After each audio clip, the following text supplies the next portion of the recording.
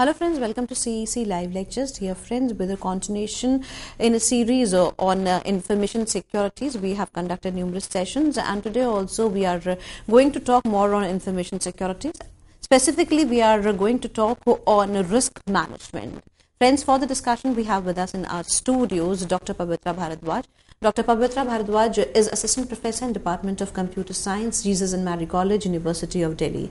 Friends, Dr. Bharadwaj has immense experience, and through her experiences today we are going to understand today's topic in detail. Friends, during the lecture, if you feel so that you have certain questions which you want us to answer you, then you can definitely call us and talk to us. You can contact us through our toll-free number. Our number is 1-800-110-430. I repeat, our number is 1-800-110-430. Now, I would like to welcome our guest, Dr. Pavitra Bharadwaj, and would request her to explain us in detail risk management. Hello, ma'am. Welcome to the lecture. Good afternoon. In continuation with our lectures on the subject of information security, today we are going to talk about the topic of risk management. Now, as you all are aware by now, that information is an important asset in any organization, and in order to protect that information from various kinds of threats, the organization strategizes and implements various measures to counter those threats in order to protect its asset, that is the information assets, from all kinds of attacks, from all kinds of devastations, from all kinds of dangers, whether these dangers could be accidental or these could be intentional. So basically, the point is that information assets are most crucial for any organization, and any kind of modification to those assets may be detrimental for the business goals and objectives of an organization. The problems or the losses that incur to any organization when the information source or when the information asset is attacked or is under threat could be varied. Those could be varied in the terms of financial losses, or losses to the reputation, or losses in terms of human resource, or losses in terms of physical assets. So, different kinds of losses could occur to a company or to an organization when its information requirement or its information assets are under any kind of threat. So, in today's lecture, we are basically going to look at the aspect of risk management. That is, how do companies mitigate or how do companies create their policies so that they can effectively manage the risks that are posed to it. Now, basically, what is a risk? A risk is the phenomenon or is the possibility that the vulnerability in the system may be used by the threat in causing any kind of attack, damage or harm to the assets. Now, there is another term which is used, that is called issues. Now, issue means the issue is any event or any incident which has already occurred. That is, the damage is already being done or there is some kind of problem which is already occurring. Whereas risk is actually a probability or a chance or a possibility that the vulnerability in the system may be used by the threat and it can easily be changed into an attack. Now, this risk management will encompass three major aspects or three major processes. First will be the identification of the risks, second will be the assessment of the risk, and the third will be risk control. So, in the first step, that is risk identification, we will try to see the methods or the technologies or the techniques used to identify the assets, the vulnerabilities, and to create an inventory of the assets.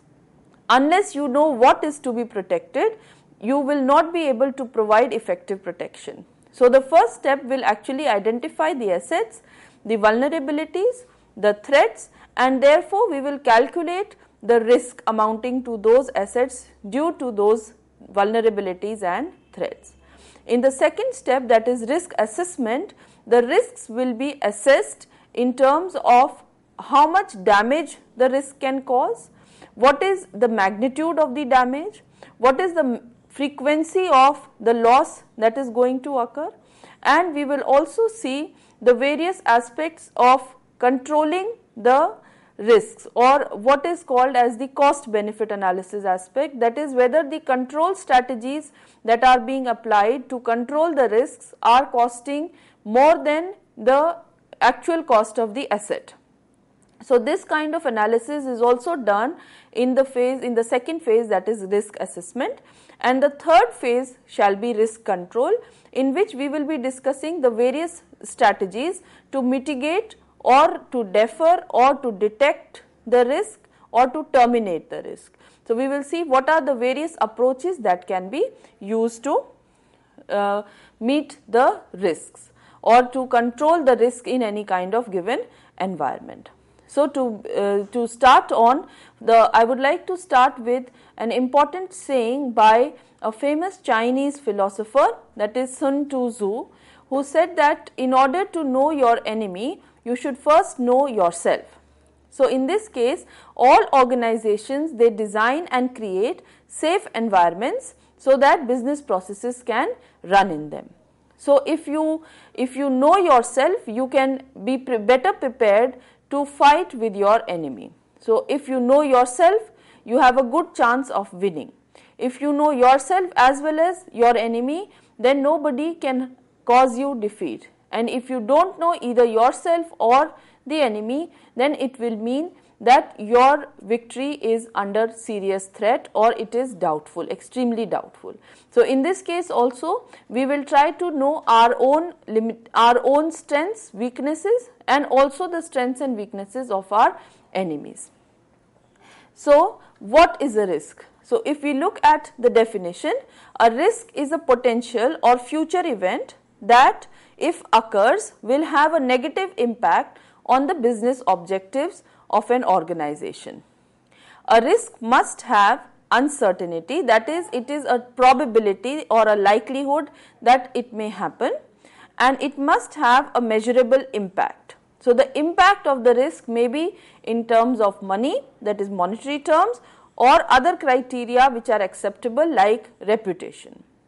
So if we say it may rain tomorrow, so that is a possibility, and therefore rain in this case could be a risk for any kind of outdoor activity maybe. But if we say that it is raining today or it is raining now, it means that the issue has already occurred, the problem has already occurred, and therefore this problem has already occurred, so this becomes an issue. It is no more a risk, it is a certainty that the problem has already occurred. So that is termed as issue in terms of business terminology. Then we also look at other terms like threats and vulnerabilities. We have been discussing about threats and vulnerabilities in details in our previous lectures also, but threat is any kind of agent or any kind of object that may cause harm to your system. That is, it is any kind of person or object or software or hardware or natural calamity which may have the potential to cause harm to your information system and assets. Vulnerability is termed as a weakness in the system, where the system becomes more prone to attack by a threat because it is more likely to have some success or impact.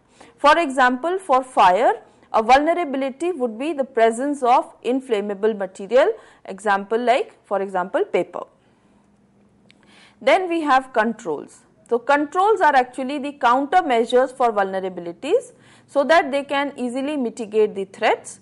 These could be deterrent controls which reduce the likelihood of a deliberate attack, preventive controls which would protect the vulnerabilities and make an attack unsuccessful or reduce its impact, corrective control, that is they reduce the effect of an attack, and detective controls which discover attacks and trigger preventive or corrective actions. So, this diagram here, this picture shows the risk, how risk can be calculated or what are the possibilities or conditions when an asset is under risk. So, we get to know about the various risks if we find out the product of threats and vulnerabilities. That is, the cumulative effect of a threat and vulnerability may give rise to a risk in the system.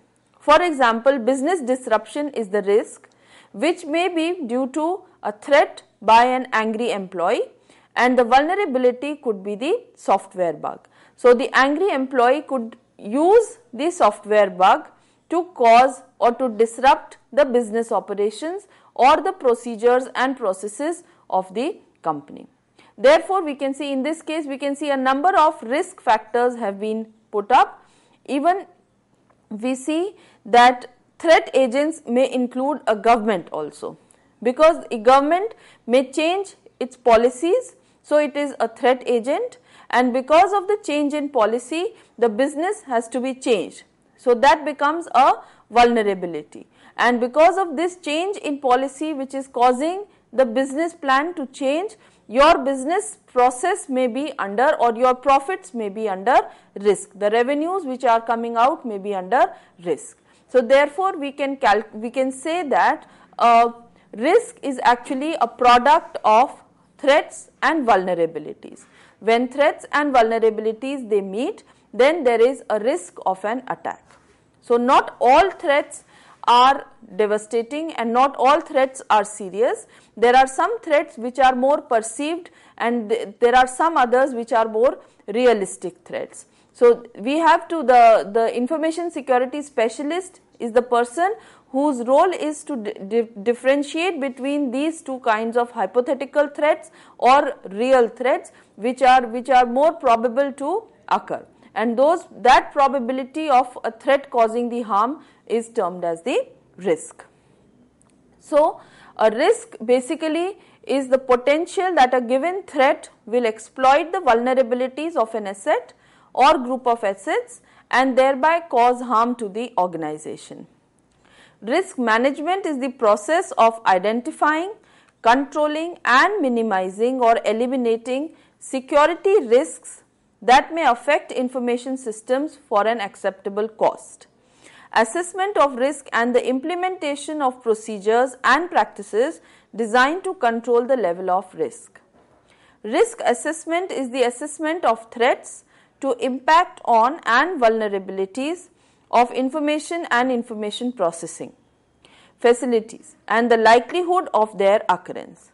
So, identification of risk, analysis of the risk in terms of performance, cost and other quality factors, risk prioritization in terms of exposure and leverage.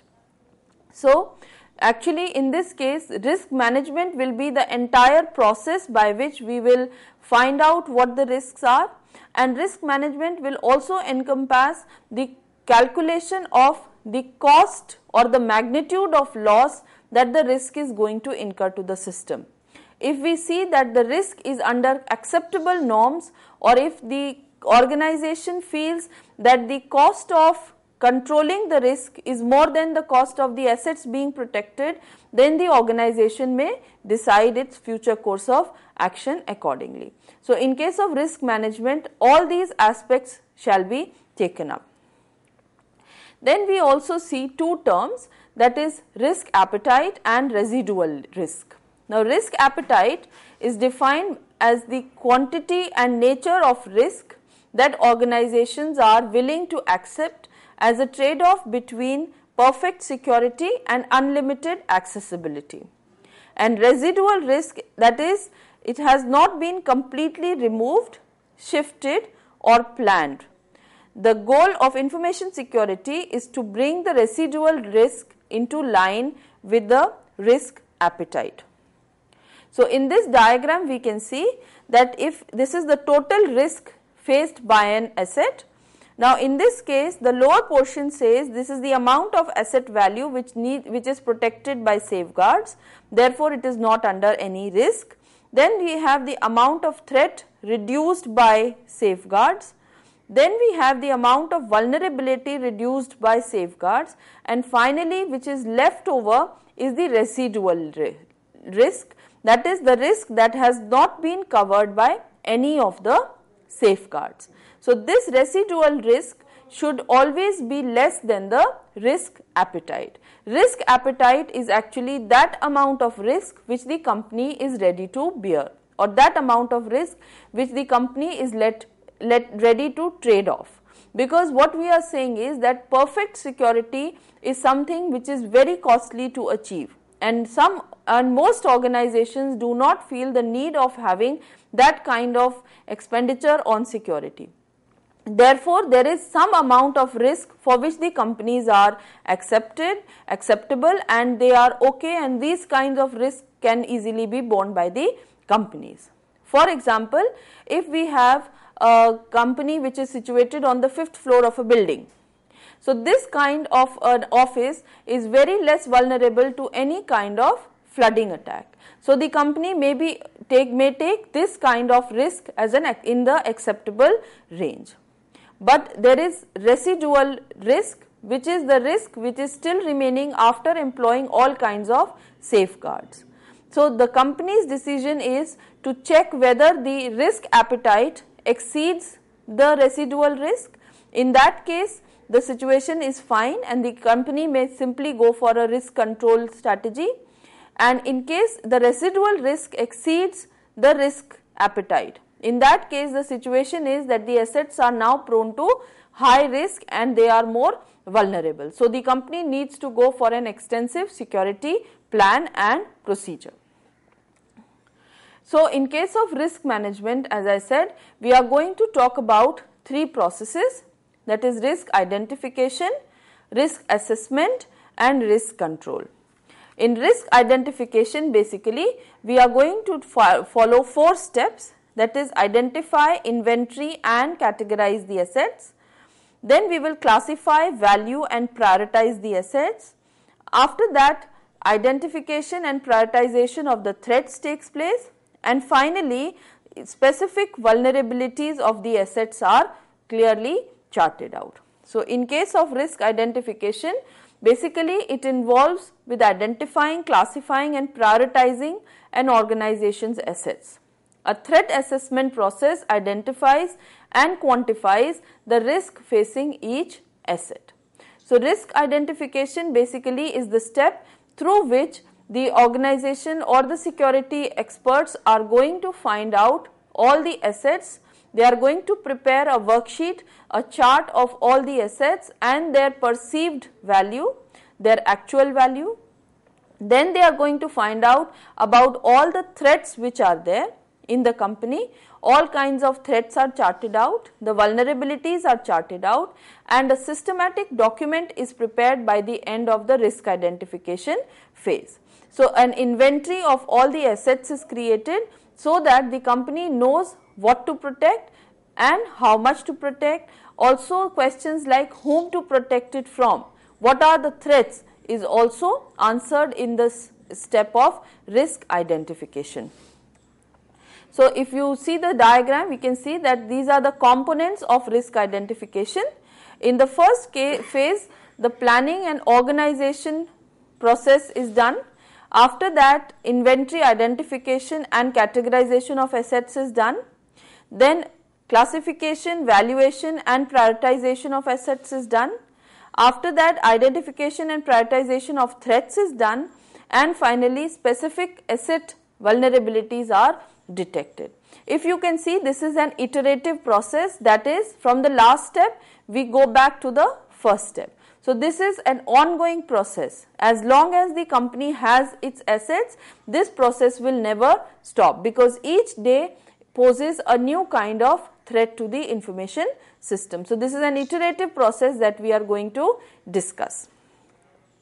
So the first phase in the risk identification is planning and organization of the process. As in case of any other business process, the first phase should be of effective planning, creating a list, an inventory, and creating and making a team of people who are going to oversee this kind of job. So, the process is then planned out, periodic deliverables are determined, reviews are done, schedule for reviews is done, and presentation to the management is taken.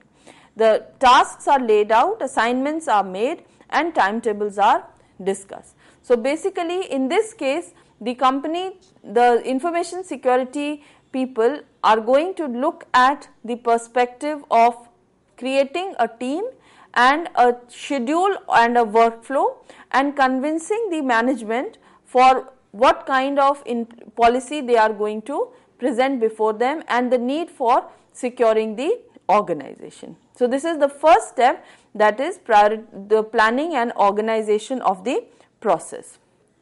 The second step is identification, prioritizing and inventorying the assets. That is, a list of all the assets is prepared.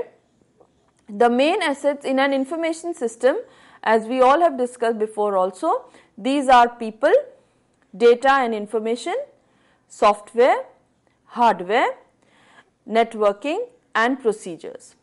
So, all these elements are they are categorized, they are identified, and an inventory of each of these is created. Now, in this case, there is specific categorization of each of these assets which is done, and an asset inventory is created. An inventory is a detailed account of the value of the asset at the time of procuring it, the present value of the asset, the risks the threats that the asset may be liable to, what is the priority of that asset for the organization, etc. Some automated tools are also used to identify the system elements that make up hardware, software and network components. So, in this diagram we can see these are the assets and how they have been categorized. So, the first asset is people. Now, people have categorized as employees and non-employees. Employees are of course the people who are on the rolls of the company, who the company has hired and pays a salary. These are insiders. Then we also have some non-employees, that is non-employees are those people who are also trusted people of the company. These could be partners, these could be business executives, these could be some outsider third party people whom the company has a regular interaction with. Then the second kind of asset which needs to be protected is the procedures. Now, company procedures are basically categorized as two types of procedures. One are standard procedures. Standard procedures may not be as critical because these procedures are well known, they are well publicized and they are a common knowledge. So, these may be of a less risk as compared to the sensitive procedures. Sensitive procedures are some kind of specific procedures which the company devises. For example, an innovation strategy that the R&D department is working on is a very sensitive procedure, and any knowledge or any leak of this information outside the company may be hazardous for the company's future opportunities and revenues. So, both these types of processes are there, standard procedures and sensitive procedures. Out of these, sensitive procedures are a high priority asset then as compared to the standard procedures. For example, you have payroll and accounting procedures which everybody outside the company is also well versed of, unless it is a trade secret or something of that kind. Then the next kind of asset is data and information. We all understand that data in a company is one of the most vital assets. Now, data could be categorized under three heads. First, data is the data which is stored data, then the data which is under transmission, and the data which is under processing. So, three types of data is present in the information systems of a company, and each of these types of data needs to be prioritized, needs to be determined on the base of, distinguished on the base of its criticality. Then information also is classified as being confidential, internal and external information. Confidential information is very restricted used information in which you need to answer several questions before the information can be shared. For example, what is the purpose of sharing that information, whom the information is to be shared with, what are the possibilities of not sharing the information with the given person. So that is confidential information. Internal information is the information which is also important for the company, but it is available under the domain of the company. So certain organizational heads or some marketing executives or some other managers of the company may be having access to this kind of information.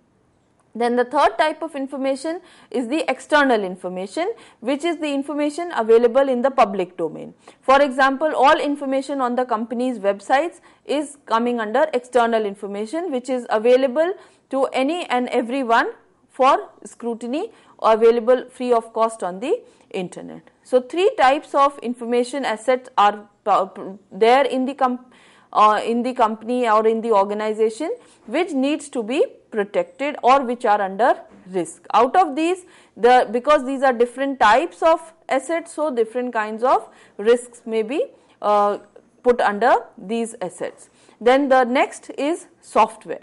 Now the next asset, software, means we have three types of software, that is application software, operating systems and security components. So all these three types of software, the application softwares could be inbuilt customized softwares, or these could be pre-packaged softwares that the company has purchased.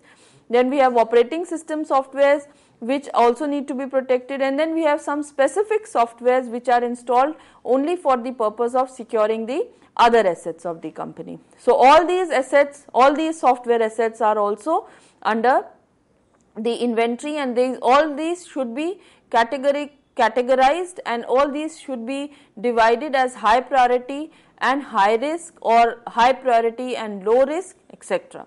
Then the next is hardware. Hardware can also be categorized as devices and peripherals and information security control systems. So devices and peripherals, basically hardware is that kind of an asset which is high value asset for the company, and also it is more detrimental if the hardware of the company is under any kind of risk or under any kind of threat like sabotage or natural calamities, etc. So all these information assets, which includes software, hardware, data, networking, people, procedures, all these should be carefully categorized, should be carefully identified, and inventory must be raised for all of these assets. Then next is you are classifying, you are valuing, and you are categorizing the data. So variety of classification schemes are used by corporate and military organizations. Information owners are responsible for classifying their information assets. These classifications must be reviewed periodically, and these should include confidential, internal and external, which I just discussed. The next is identifying and prioritizing threats. So realistic threats need investigation, unimportant threats can be set aside.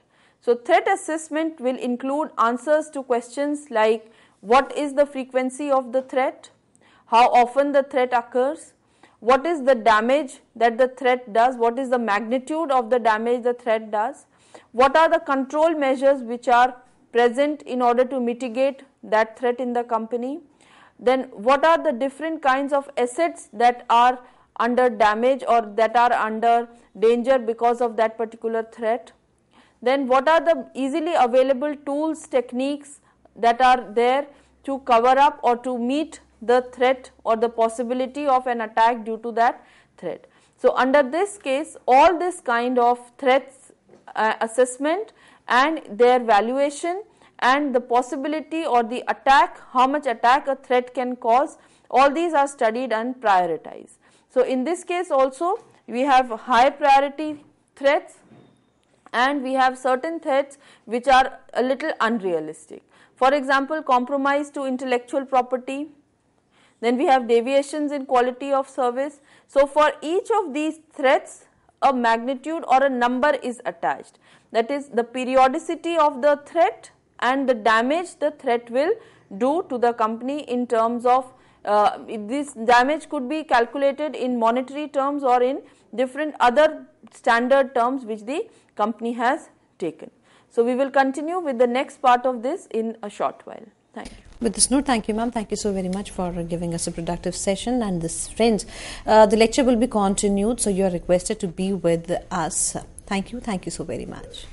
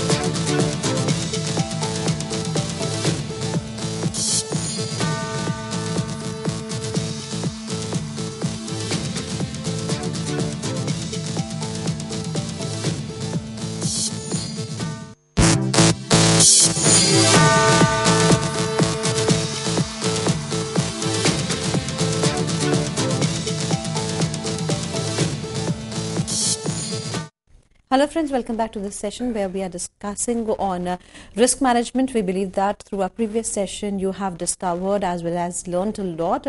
In this session also we are going to give you in-depth knowledge, and for the discussion on the topic we have with us in our studios Dr. Pavitra Bharadwaj. Friends, if you wish to ask questions from Dr. Bharadwaj, then do call us through our toll-free number. Our number is 1-800-110-430. Now I would like to welcome our guest Dr. Pavitra Bharadwaj once again and would request her to continue the lecture further. Thank you.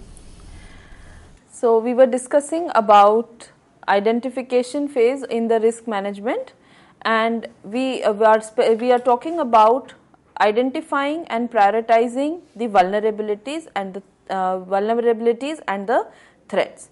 So, after this phase of risk identification, we have with us the complete knowledge of all the assets possessed by the company, all the threats that are probably there in the surroundings which can be harmful for these assets, and also the vulnerabilities which are present inside the system. It is very important for the system, for the security analysts to know what are the vulnerabilities. So, each threat is perpetrated and the list of organizations, assets and vulnerabilities is created.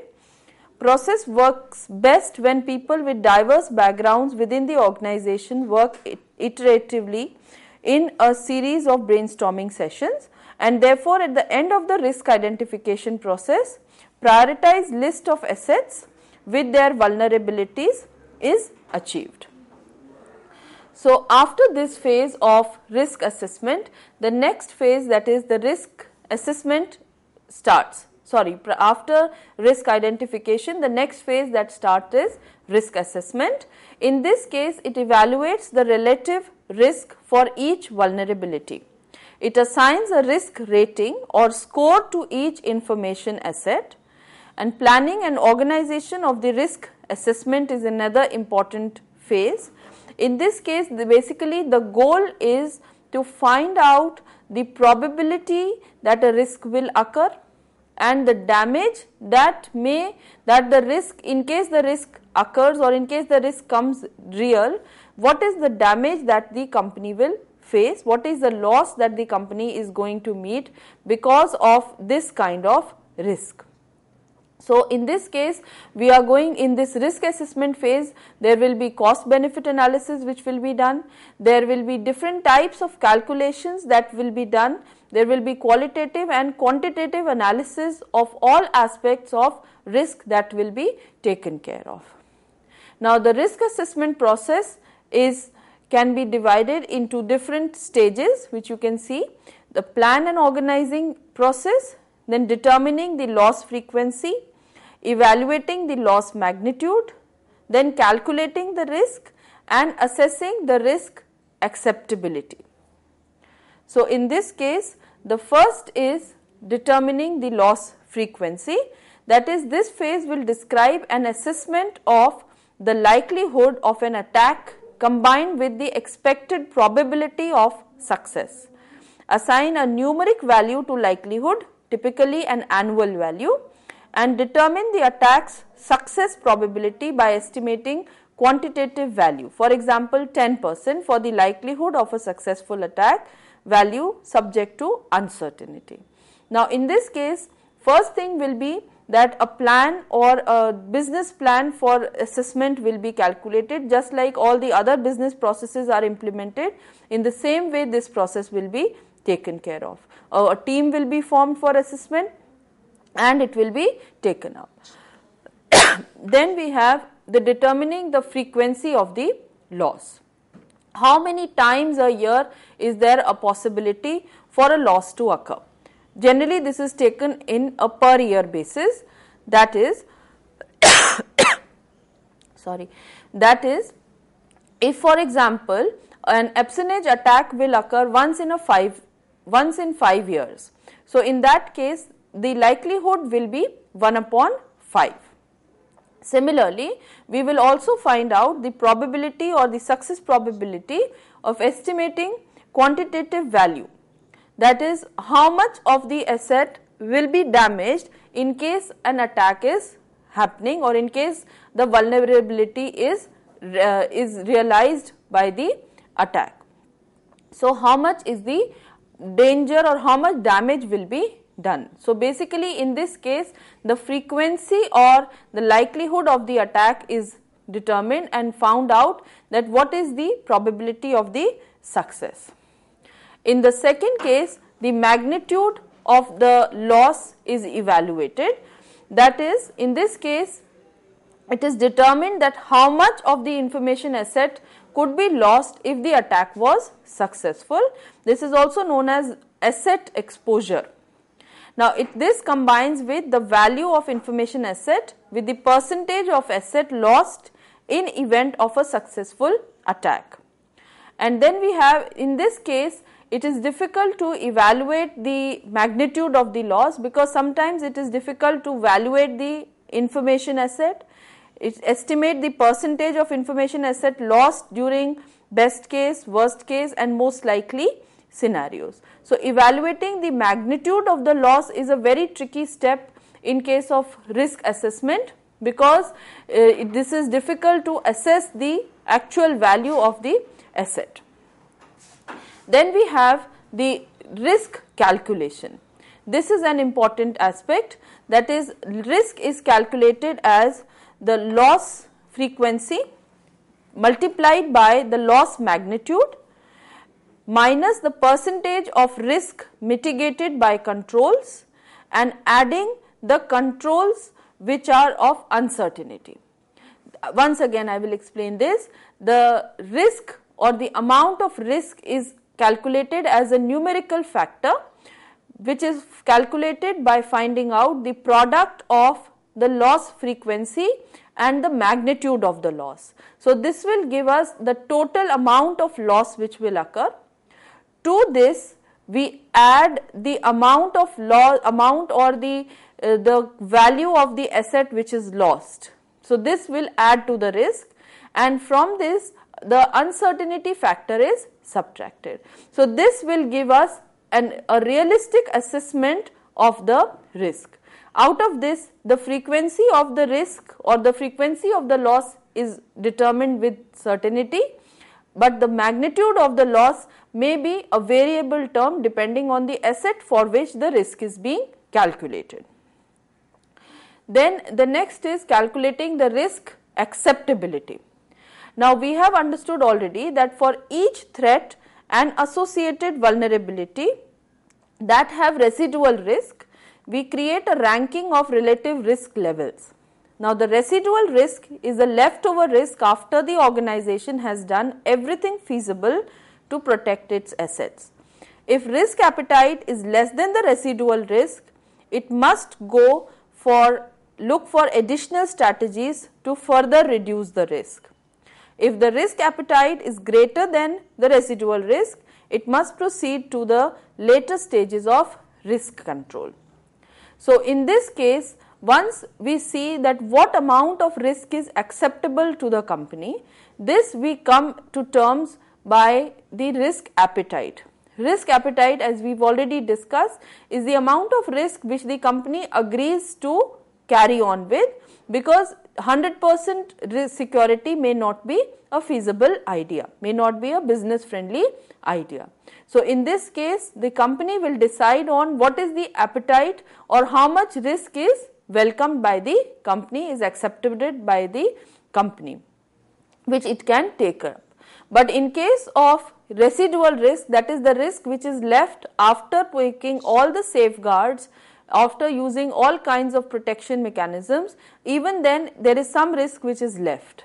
So, in case when the risk appetite is more than the residual risk, the situation is a good situation. In that case, the company may further go for risk control stage.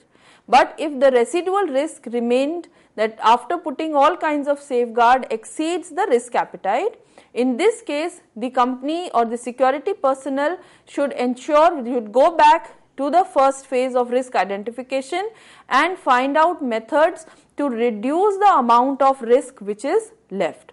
So, in that case the residual risk will be brought to a minimum.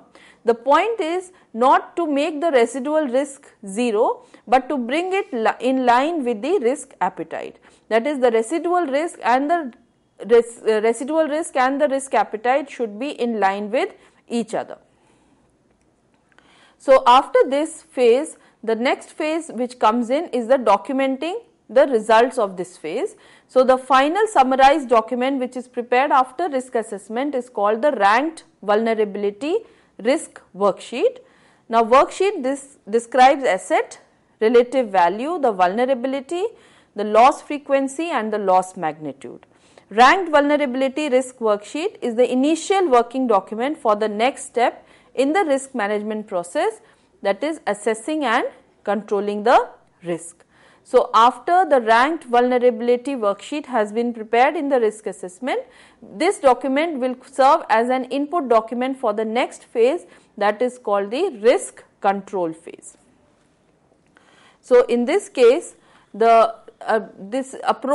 different approaches are used, like scenario identification, evaluating the loss frequency, evaluating the probable loss magnitude and deriving and articulating the risk. Now, in case of risk control, it involves selection of control strategies, justification of strategies to upper management and implementation, monitoring and ongoing assessment of the adopted controls. So, once the ranked vulnerability risk worksheet is complete, the organization chooses one of the 5 strategies to control each risk. So, the first strategy is defense, the second is transfer, the third is mitigation, the fourth is acceptance and the fifth is termination. So, in case of risk control, the company will try to see the risk assessment worksheet, the ranked vulnerabilities risk worksheet that has been obtained from the risk assessment, and it will try to find out the various methods by which the risks can be controlled. It will see how these methods can be implemented. So, 5 approaches that will be used to control or under the phase of risk control will be discussed here, that is defense, transfer, mitigation, deterrence, acceptance and termination. So, we will take the first step, that is the defense step. Now, in case of defense, basically it is called the avoidance of risk, that is the company assumes or the company wants that the risk should not take place or to prevent the exploitation of the vulnerability. So, we know that this is the preferred approach because prevention is always better than cure. So, in this case we will try and prevent the possibility of the vulnerabilities being exploited. This is accomplished through countering threats, removing asset vulnerabilities, limiting asset access and adding protective safeguards. So, three common methods of risk avoidance are application of policy, education and training, and applying technology. So, in this case the risk defense is taken place, that is we are trying that the risk should not be able to harm or should not be able to exploit the vulnerabilities. So, this can be either done through the use of technologies. For example, we are using different kinds of firewalls, or we are using different kinds of biometrics for authorization and authentication of users. So, by this we are trying to mitigate the risk of unauthorized access into our systems. Company policies may be there. For example, there are companies who have a clean desk policy, that is whenever an employee will leave the desk, no document should be lying on the desk, so that these may not be these cannot be available for inspection by any open eyes. Then there are some other companies who have a policy where we meet the threat of finding out important or some documents from trash bins. So, these companies, they have policies that all trash bins will be first put under the paper scrubber and then it will be used. So, different policies, the point is that different policies are used by different companies in order to avoid the possibility of any kind of attack on the system. Then an important aspect is education and awareness of the users, which is the biggest protection against any kind of risk or any kind of attack to the system, because if the users are well trained and aware, then they may themselves pose to be a safeguard measure for most of the assets which are there in the company. So, the first step, that is defense, will basically mean the risk avoidance.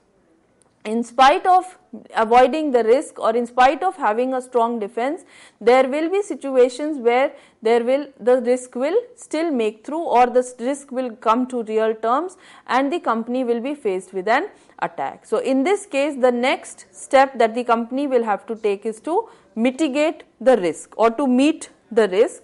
So, in this case, attempts will be made to meet the risk or to reduce the impact of the attack rather than reduce the success of the attack itself.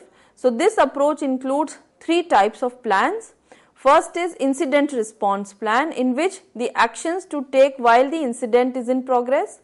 Next is disaster recovery, that is the most common mitigation procedure, that is preparations for the recovery process. And the third is business continuity plan, where the continuity of business activities is important if a catastrophic event has occurred. So, basically three types of plans will be used by companies. First is when the incident is occurring, second is once the incident has occurred, and the third is how to continue the process of the company once the incident has occurred. Some companies also use a process or a step called transfer. In case of transfer, the company tries to transfer the risk to other individuals or other companies.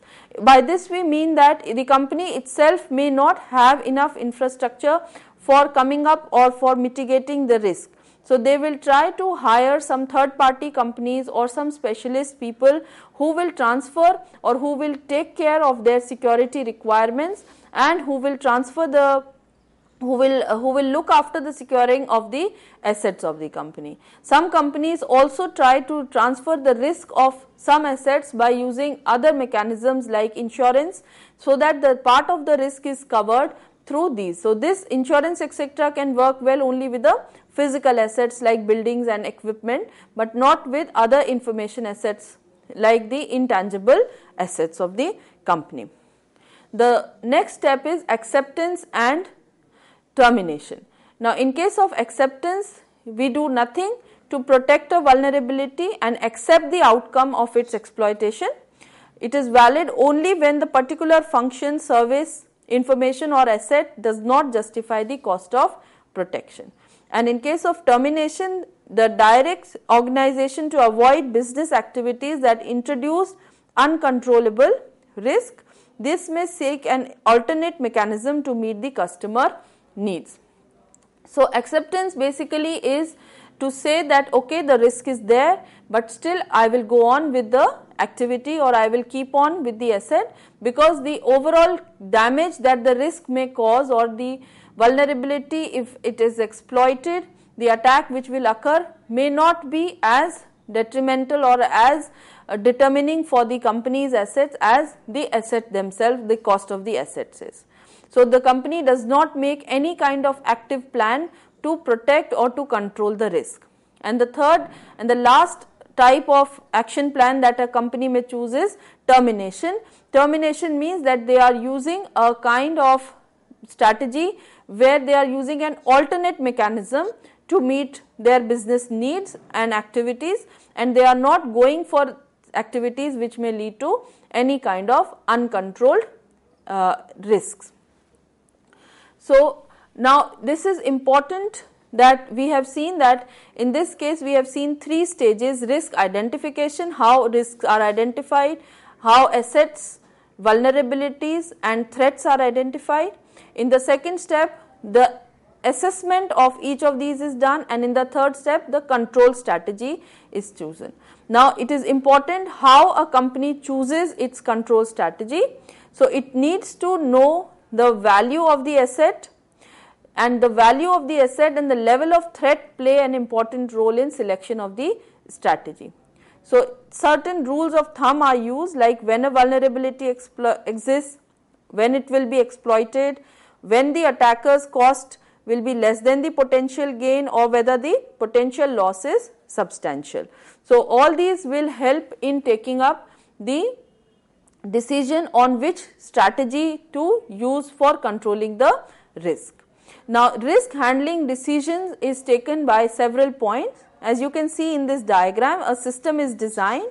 We identify the viable threats. If system is vulnerable, then we check whether it is exploitable also. If the answer is yes, this means that there is a vulnerability. If the vulnerability and threat both exist, it means that there is a risk also. So, if the risk, in the risk we see if the attacker's gain is more than the cost, we mean that the expected loss will be more than the acceptable level of organization. So, in that case the risk becomes unacceptable, and when the risk is unacceptable, then the organization will take the decision of mitigating or finding out the methods of controlling that kind of risk.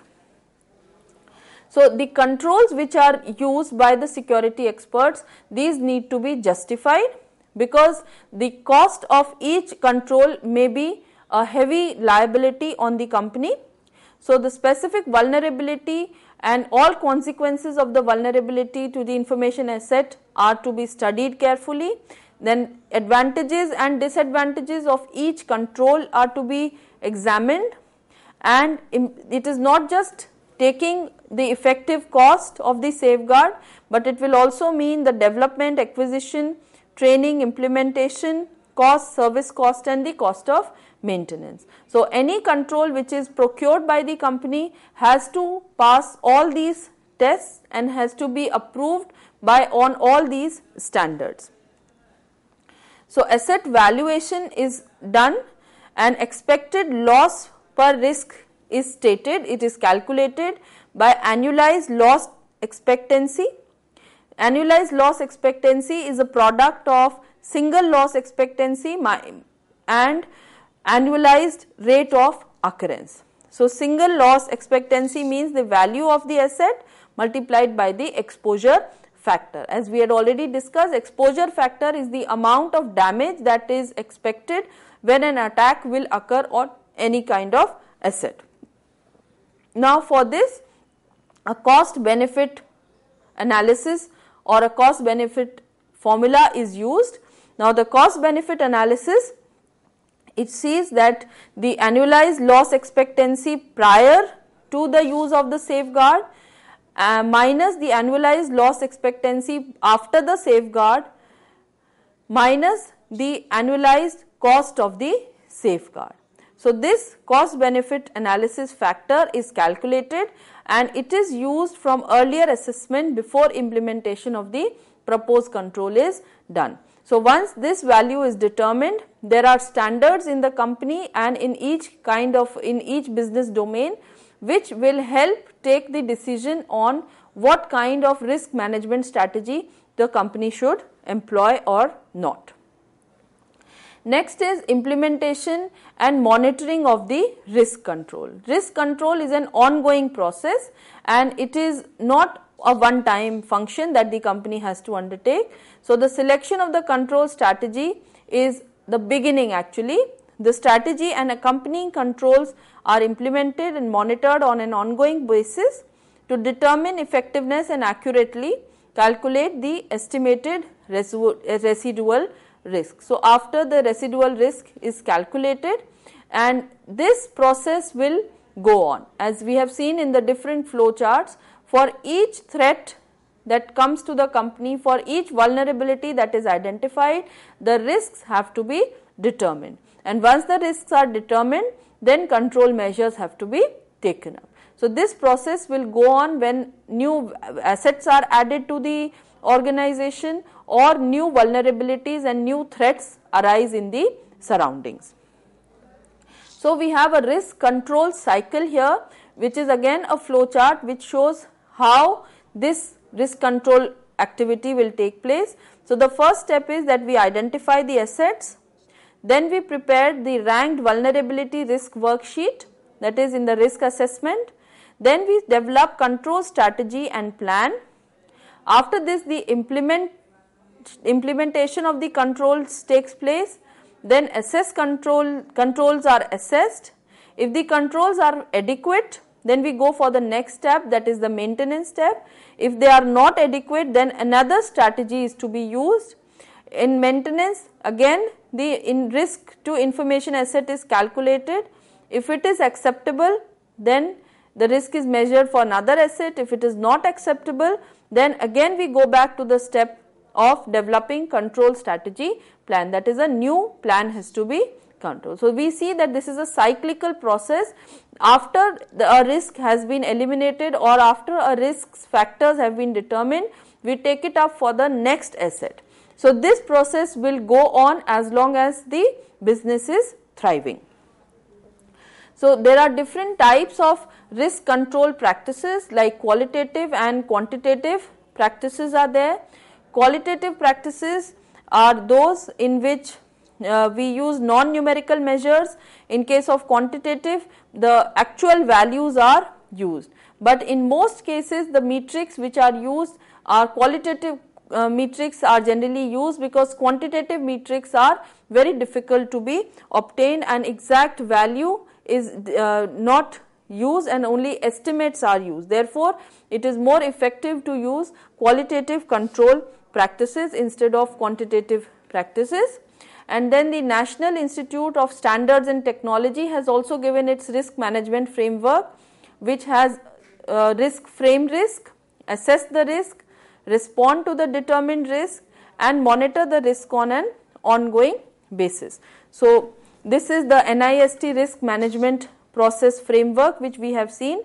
Now, in this case again, these arrows are showing information and communication flows where the risk is assessed, it is monitored, and then the responses to the particular risk are calculated. So, we see that different phases of risk assessment are seen and different strategies that are used for controlling the risk are also utilized. NIST is the organization which delivers the standards for information security practices, the best practices and the benchmarking. So, most organizations will follow the guidelines which are issued by the NIST in this case. So, today we have seen how organizations can best meet the risks which are posed to them and manage effectively in the present circumstances. With this, we finish this lecture. Thank you. Thank you, ma'am. Thank you so very much for giving us a productive session. Friends, we believe that you should write to us if you have any queries or feedback. For writing to us, please note our ID. It's info.cec@nic.in. The lecture is going to be uploaded on YouTube very soon for you. So keep watching us, keep writing us. We would meet again soon. Till then, take care. Goodbye. Thank you, ma'am. Thank you once again.